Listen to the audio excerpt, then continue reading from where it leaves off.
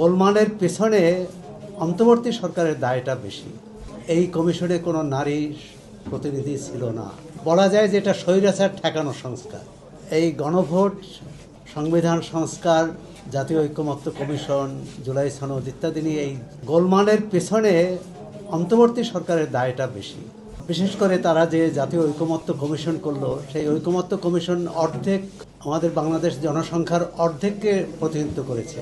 এই কমিশনে কোনো নারী প্রতিনিধি ছিল না। সুতরাং প্রথমেই হচ্ছে এটি একটি খণ্ডিত কমিশন। দ্বিতীয় হচ্ছে কমিশন যখন রাজনৈতিক অংশগ্রহণকারী রাজনৈতিক দলগুলোকে কোনোভাবে সমঝোতায় আনতে পারছে না, তখন নানা রকম গোঁজামিলের চেষ্টা করেছে। বিষয়টা হচ্ছে সমাধান কি। আর এটি রাষ্ট্র সংস্কার আন্দোলন এই সেমিনারে আয়োজন করেছে, কিন্তু এইখানে রাষ্ট্রের সংস্কারের কোনো বিষয় নেই। এখানে যেটুক সংস্কার হচ্ছে যে ভবিষ্যতে রাষ্ট্র কাঠামোতে স্বৈরাচার যাতে না আসতে পারে।